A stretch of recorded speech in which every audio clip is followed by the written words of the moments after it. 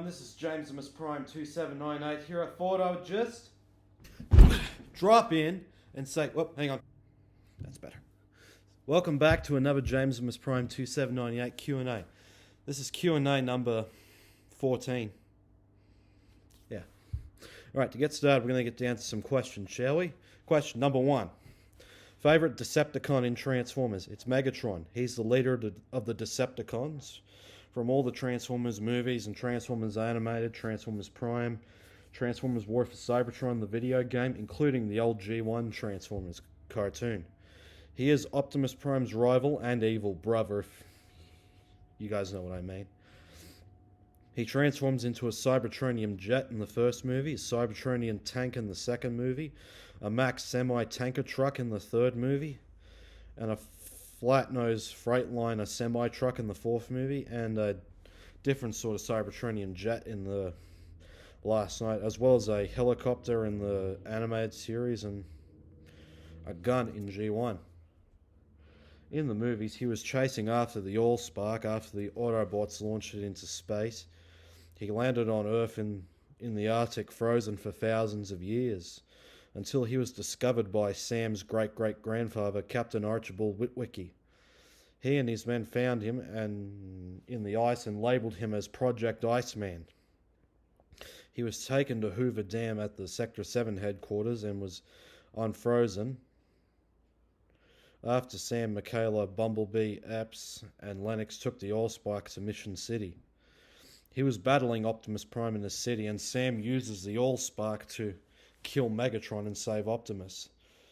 His remains were dumped in the deepest part of the ocean, which they say is the Laurentian Abyss, which is not the deepest place in real life. The actual deepest place is the Marinara Trench, and the deepest part of the Marinara Trench is called Challenger Deep. But enough about that. And in the second movie, he makes a deal with the Fallen, and he also in Dark of the Moon, he helps Sentinel Prime rebuild Cybertron. He does appear in Age of Extinction just briefly until he turned into Galvatron. Then he went back to Megatron in The Last Night, which didn't make any sense, because Megatron was banished and Galvatron was the new him. He doesn't appear in Bumblebee or Rise of the Beast. Megatron is also voiced by Hugo Weaving in the first 3 movies, and Frank Welker in the G1 series, Age of Extinction, and The Last Night, and so on.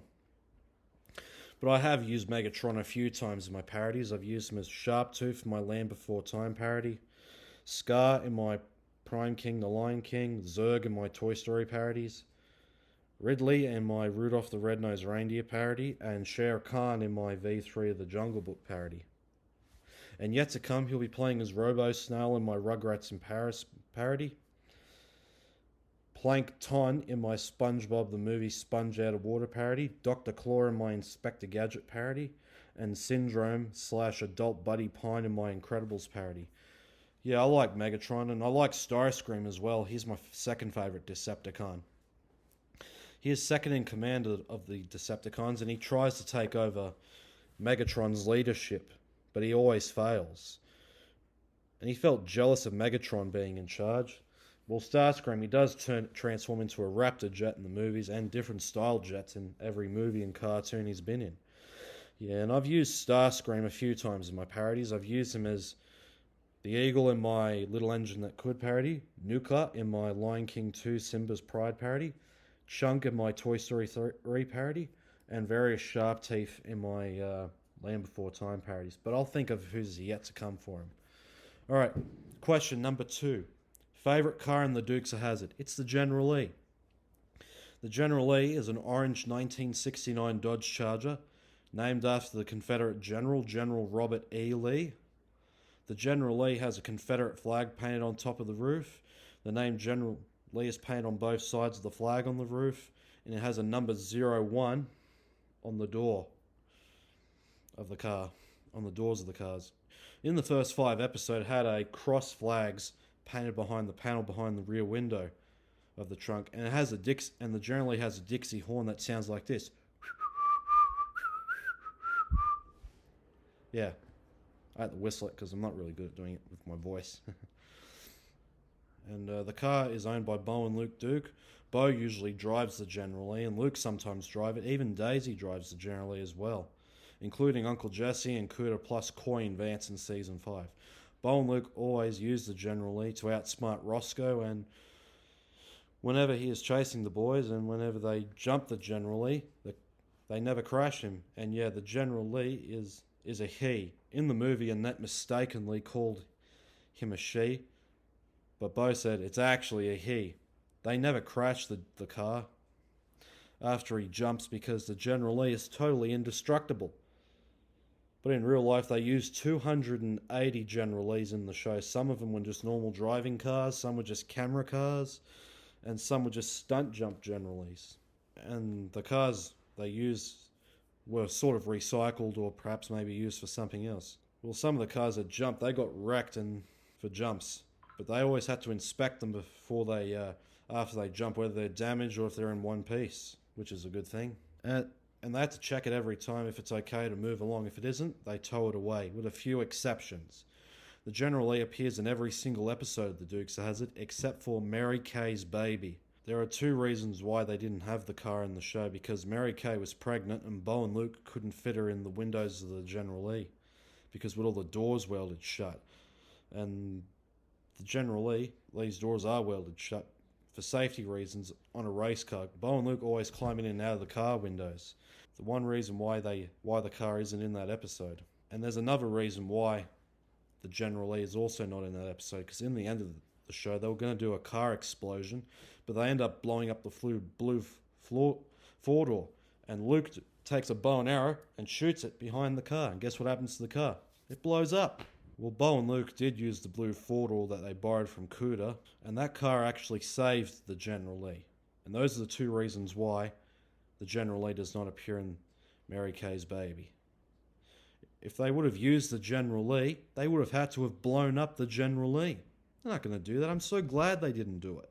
Well, my understanding is when Uncle Jesse said to Roscoe, Cooter called me and told me about the car mix-ups. My understanding is that the General Lee was at Cooter's, probably getting repaired, and Bo and Luke were borrowing the blue four-door. And like Uncle Jesse said in the Dukes of Hazzard reunion, General Lee's family, and he is. In one episode called Goodbye General Lee, Boss Hogg had hypnotized Luke to get rid of the General Lee after the drive shaft knocked him in the head and knocked him out. And Boss Hogg made him get rid of the General Lee. Bo, Daisy, and Uncle Jesse refused to get rid of the General Lee, but Bo was more attached to the car because he drives him a lot, and that was one of the most evil and selfish things Boss Hogg has ever done to the Duke family. Right? And he was just jealous of the General Lee doing the dragonfly jumping.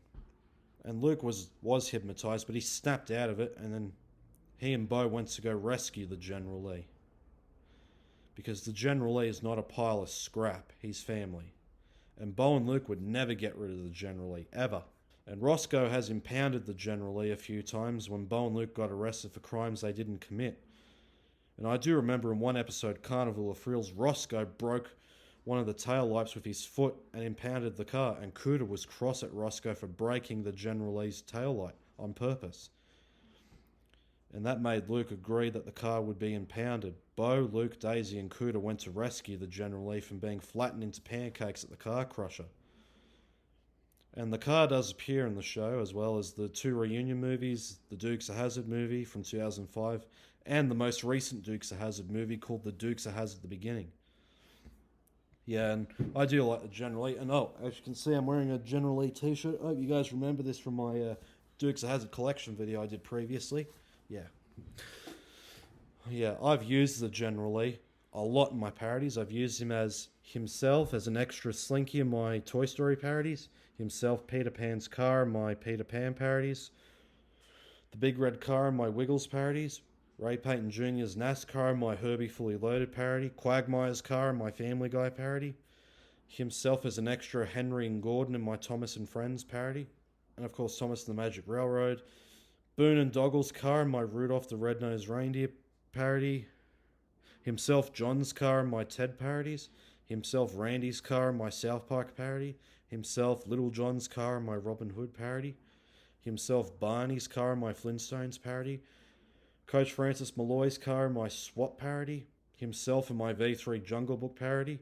Starsky's Gran Torino in my Starsky and Hutch parody, and himself Brock's car in my Pokemon parody.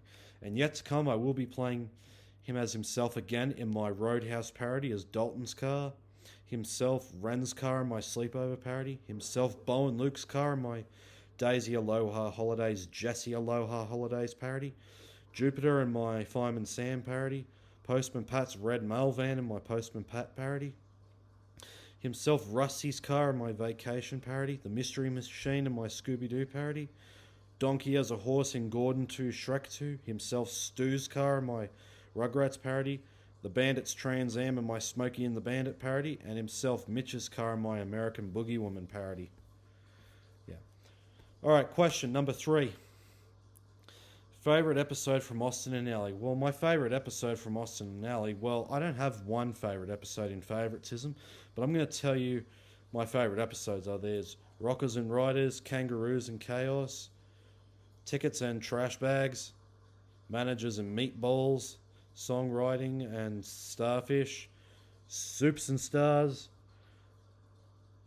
Diners and Daters, Albums and Auditions, Backups and Breakups, Parents and Punishments, Austin and Jesse and Ally, Girlfriend and Girlfriends, Chapters and Choices, Couples and Careers, Tracks and Troubles, Tunes and Trials, Beach Bums and Bling, Family and Feuds, Road Trips and Reunions, Relationships and Red Carpets, and Duet and Destiny.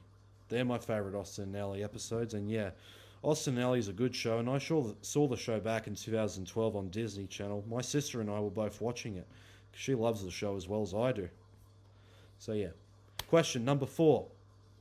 What parodies do I have planned for next year? Well, the parodies I've got planned for next year are The Flintstones in Viva Rock Vegas, JamesmusPrime2798, Gordon 2, Shrek 2, The Land Before Time 5, The Mysterious Island, JamesmusPrime2798, The Dukes of Hazzard Movie V2, JamesmusPrime2798, Thomas the Tank Engine, Sonic the Hedgehog 2, Transformers The Last Night, Transformers The Last Night, Vacation, JamesmusPrime2798, The Love McQueen, The Love Bug 1997, Herbie Casper, Lightning McQueen and Friends, Thomas and Friends, The Adventure Begins, Louise and Thomas, Lilo and 2, Thomas Has a Glitch, Lilo and Stitch 2, Stitch Has a Glitch, The Sandlot 2, JamesmusPrime2798.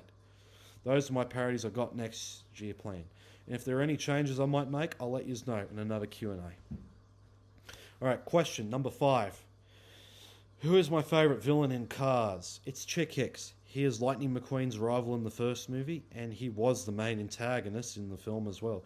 He also appears in the third movie, but not as an antagonist, just most likely a neutral character instead of a bad character. He wants to beat Lightning McQueen and the King because he never won any Piston Cups. He tried to get to California before Lightning did, but Lightning was ahead of schedule in the first movie. However, it's unknown that Chick may have hired DJ, Boost, Wingo, and Snotrod to make Lightning get separated from Mac. He even stole Lightning's Ka-chow and made it Ka-chika, Ka-chika. He was racing Lightning and the King in the three-way battle in Los Angeles for the Piston Cup. He was in last place and he knocks the King violently off the track and damages him badly. Lightning stops and allows Chick to win the race. Lightning knew that helping others was more important than winning a race. Chick did win the Piston Cup, but everyone yelled boo at him because he threw things at him because he knocked the King off the track and he was very selfish and for what he had done, and they were proud of the King for winning his last race and Lightning for being selfless for helping the King. In Cars 3 on a RSN announcer, he worked alongside Natalie Certain, and he does still make comments about Lightning, and he is friends with Jackson Storm as well. And I have used Chick Hicks a few times in my parodies. I've used him as Prince John in my Robin Hood parody, the 00 in my Dukes of Hazzard reunion parody, D261 in my Thomas and Friends parody, Trip Murphy's Pontiac GTO in my Herbie Fully Loaded parody, and Bruno von Stickles' car in my Herbie Goes to Monte Carlo parody, and Little Lightning in my 101 Dalmatians 2 Patches London Adventure parody. And yet to come, he will be playing as Rumpelstiltskin in my Gordon the Third Shrek the Third parody. I haven't thought of anyone else he'll be playing as. And Chick Hicks is also voiced by Michael Keaton, the actor who played Ray Payton Sr. in Herbie Fully Loaded. I like Chick, and I like Jackson Storm as well. Jackson Storm is my second favourite villain. He is one of the next generation racers in the Piston Cup. His speed is 210 miles per hour, a lot faster than Lightning's speed. He was racing against Lightning McQueen several times in the film. Lightning tries to beat Storm, but Lightning had no hope. But in the final race in the Piston Cup at Los Angeles, Lightning tries to catch up to Storm. He pushes himself too hard and crashes and causes him to spin out of control and wrecks himself. Kind of similar to what Doc did when in 1954 when he had that crash when Lightning said, "Right, you're big wreck at 54." Later on in the movie, Storm is still racing, and Cruz was able to beat him in the race. And she even learned a lot of moves from what Doc did while she was racing in the Florida 500. And she even practiced some of Doc's tricks when Jackson Storm had her slammed up against the wall, and then Cruz flipped over and then came first place. And I have used Jackson Storm a couple of times in my parodies. I've used him as Trip Murphy's number 82 NASCAR in my Herbie Fully Loaded parody, and Billy Prickett's race car in my Dukes of Hazzard movie parody. And yet to come, he will be playing as Lockdown's Lamborghini car mode in my upcoming Transformers Age of Extinction parody. Jackson Storm is my second favourite villain, but Professor Zandap is my third favourite villain. He's the main antagonist of Cars 2. He is an evil professor. He was working on an evil camera used in the World Grand Prix to damage Cars' tyres and to kill him by using all-in-all fuel that was invented by Sir Miles Axelrod. And I do remember in the movie he threatened Rod Redline with it and wants to know who he gave the device to. The end result was Mater, and in the film he killed Rod Redline. He was trying to get Mater captured with Finn and Holly, but as he escapes in London, Finn caught him and arrested him and forces him to stop the bomb that was attached in Mater's air filter. And it was voice activated and it didn't recognize his voice. So Professor Zandap is my third favourite character. And I've only used him once in my parodies, only as Diesel 10 in my Thomas and the Magic Railroad parody I did 4 years ago. But however, I will be using him as Rumpelstiltskin in my Gordon Forever After, Shrek Forever After parody. Alright, question number 6. I have a plan to do SpongeBob Tall Tales, Mater's Tall Tales. I'm not 100% sure, but I am thinking about doing them. But I will think about doing the Mater shorts one day. But the only Cars TV series I'm currently going to work on at the moment is Characters on the Road, Cars on the Road, which I will be doing later this year for Owen Wilson, aka Lightning McQueen's 56th birthday. Alright, number 7. What are your favourite sequels? Well, my favourite sequels are Shrek 2, Transformers Revenge of the Fallen, Top Gun Maverick, The Land Before Time 2, The Great Valley Adventure, Cars 3, Toy Story 2, Ted 2, Herbie Goes to Monte Carlo, Herbie Fully Loaded, Transformers Age of Extinction, Rugrats the Movie in Paris, and Sonic the Hedgehog 2. Okay, number 8. What are your casts for Pokemon movies, the sequels onwards? Well, my cast for the Pokemon sequels movies onwards, I got Sharon Marsh as Dealer Ketchum, Mr. Garrison as Professor Oak, Katie Johnson as Professor Ivy, Blue as... I can't pronounce the other Pokemon's name, Tweety Bird as Zoodoose, Foghorn Leghorn as Moltres, Arnold Shortman as Tracy, Martha Kelpley as Melody, Socho Bob as Lawrence III, Patrick Starr as Slow King, Homer Simpson as Spencer Howell, and Lisa Simpson as Molly Howell. Alright, question number 9. I know I've answered this before, but I'll answer it one more time. Who is my favourite villain in The Simpsons? It's Sideshow Bob. He is the main villain in The Simpsons, and he is a former sideshow man for Krusty the Clown. And he wants to kill Bart after he revealed that Sideshow Bob framed Krusty. And I don't need to go over the other things on what he's like, so on, because I've done it already. And he is performed by Kelsey Grammer, the guy who plays Frasier Crane in Frasier. I have used Sideshow Bob a lot in my parodies. I've used him as one of the pirates in my Bowduke Peter Pan parody, Gaston in my Beauty and the Beast parody, Trip Murphy in my Herbie Fully Loaded parody, Riker in my Dukes of Hazzard reunion parody, Jackson Storm in my Cars 3 parody, the Captain of the Knights in my Henry Shrek parody, Saddam Hussein in my South Park Bigger, Longer and Uncut parody, Donnie in my Ted parodies, Reese Feldman in my Starsky and Hutch parody, and Diesel 10 in my Stan Marsh in the Magic Park, Thomas in the Magic Railroad parody. And yet to come, he'll be playing as Harold Adinger in my upcoming Transformers Age of Extinction parody, Big Rock in my Flintstones Holly Rockabye Baby parody, Ben Ravencroft in my Scooby-Doo and the Witch's Ghost parody, Frank Bean in my Fantastic Robin Hood, Fantastic Mr. Fox parody, Lucius Malfoy in my Harry Potter parodies, Ketchum in my Roadhouse parodies, and Rip Holland in my Country Bears parodies. Yeah, Sideshow Bob is my favourite villain in The Simpsons, and I like Mr. Burns as well. He is my second favourite villain. Excellent! Yeah, he is 100 years old. He is Homer's boss at the nuclear power plant. He's a cheapskate. He's greedy. He's selfish. He's cruel. And he is excellent. He does a lot of evil things in his life, and he has fired Homer a few times, and he was very strict towards him, and he always says, "Smithers, release the hounds. Who is that low-life employee?" And Smithers always says, "That's Homer Simpson, sir, one of your boobs from Sector 7G. Yeah, because Mr. Burns' full name is Charles Montgomery Burns, but everyone addresses him as Monty, or C. Montgomery Burns instead. Yeah.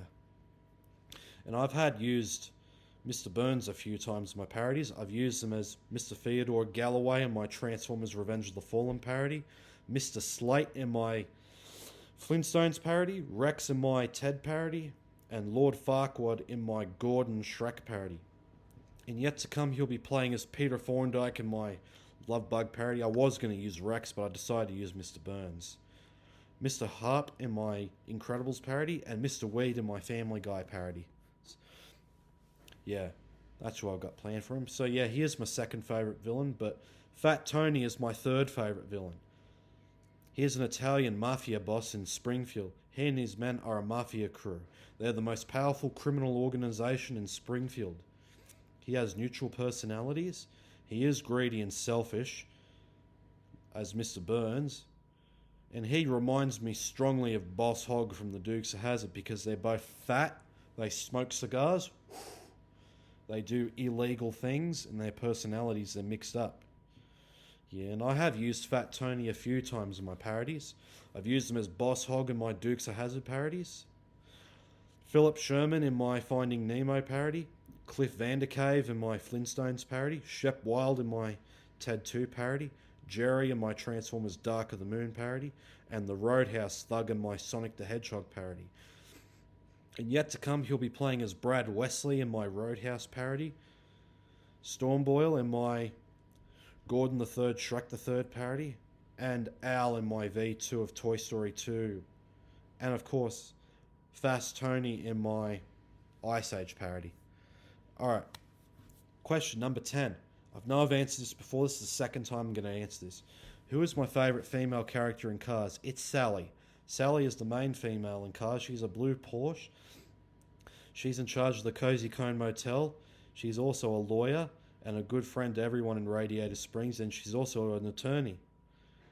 And she's also Lightning McQueen's girlfriend, and also a good friend to Mater. And I don't need to go over what she's like, so and so on, and throughout the movies, because I've done it already. And she also appears in Cars 2 and Cars 3, and the first episode of Cars on the Road. And I have used Sally a few times in my parodies. I've used her as herself, Murray's girlfriend in my V1 and V2 of the Wiggles movie parody, herself, Wilbur's adoptive mother in my Charlotte's Web parody, herself in my Land Before Time parodies, Perdita in my 101 Dalmatians parodies, Maid Marian in my Robin Hood parodies, Sally's Yellow Beetle in my Herbie Fully Loaded parody, and Giselle in my Herbie Goes to Monte Carlo parody, and Feather Duster in my Beauty and the Beast parody. And yet to come, she will be playing as herself as one of Shrek, Donkey, Fiona, and Puss's friends in my Gordon Shrek parodies, Rosie the Pink Engine in my Thomas and Friends parodies, herself, Bagheera's girlfriend in my V3 of the Jungle Book 2, herself, Casper's mother in my Herbie Casper parody, Emily the Emerald Engine in my V2 of Thomas and Friends, Hero of the Rails and Day of the Diesels, and she'll also be playing as Vixie in my Fox and the Hound parody. Yeah, I like Sally, and I like Cruz Ramirez as well. She's another female character in Cars 3. She is a trainer as well, but she's now a racer. In the movie, she was helping Lightning McQueen train for the Piston Cup's Florida 500.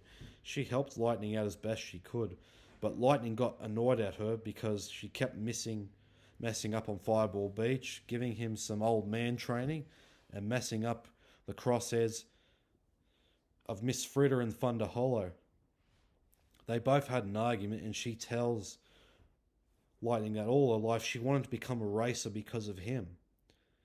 She used to watch him on TV flying through the air, and she went back to the training center. Then the next day, Lightning makes up with Cruz and apologizes for taking his anger out on her. They did more training at Thomasville with Smokey, Junior, River, and Louise. Cruz paid close attention to what Doc did in the old days of racing. At the Florida 500, Sterling selfishly abused Cruz and threatened her to go back to the training center. Lightning was eavesdropping through his speaker and remembered how much Cruz meant to him and how she wanted to become a racer in order to and orders him to come back, and she did. Lightning steps in and allows Cruz to finish the race for him. Cruz did everything on the track, and she and Lightning learnt together. She was able to defeat Jackson Storm and did that trick, which I already explained in my question on favourite villain in Cars. Even though she won the Piston Cup, Lightning did too, and Lightning doesn't need to retire from racing. He did become Cruz's crew chief, and they both took it in turns of racing, since Cruz now won the race for Dinoco, and Tex buys Rusty's from Sterling, and they are now both racing for him now. She does appear in the last episode of Cars on the Road when her cousin Mateo marries Maida's sister Motto, and that makes her and Maida family, well, basically cousins-in-law now.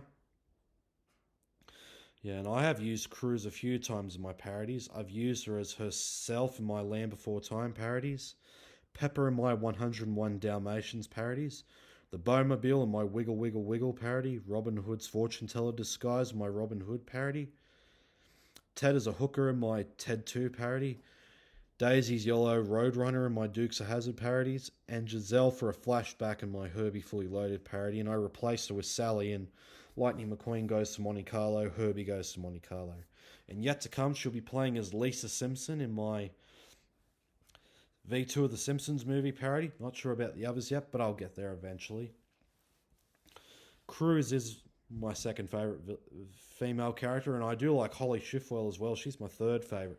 She's Maida's girlfriend. In Cars 2, she's a spy working with Finn McMissile. She is a purple and car. She has a British accent. In the movie, she was supposed to meet up with the American spy called Rod Redline, but Rod stuck the device on Maida, so he doesn't get caught with it by Professor Zandat. She even has the ability to fly, and she does have feelings for Maida too, and they both grew as a couple like how Lightning and Sally did in the first movie. And I have used Holly a few times in my parodies. I've used her as Lady in my Thomas and the Magic Railroad parody, Penny in my 101 Dalmatians parodies, and herself in my, Robin Hood parody. Alright, question number 11. Is Thomas the Tank Engine one of your favourite characters in Thomas and Friends? Yes, Thomas is one of my favourite characters. He's actually my sixth favourite. As you all know, my favourite is Henry, and Gordon's my second favourite. Then there's Oliver, Emily, Stepney, and Percy, and now Thomas. Thomas is a blue LBSC built-in E2 tank engine. He has 6 small wheels, a short stumpy funnel, a short stumpy boiler, and a short stumpy dome. He's really cheeky, and he is the show's protagonist. And in the Railway series, he had his own adventures as well, and he was sort of like that. And the show and the Railway series are both different, basically, because the Railway series was just called the Railway series. The television show was called Thomas and Friends. When Thomas was first introduced, he was a station pilot, aka a shunter at Knapford Station. He shunts coaches for the big engines to take out on long journeys, and he takes them away so the big engines can go and rest. He thinks no engine works as hard as he does. He likes playing tricks on Gordon, the big engine. And in the first episode, he kept waking Gordon up from his nap with his whistle and was very cheeky. He went, "Wake up, lazy bones, do some hard work for a change. You can't catch me."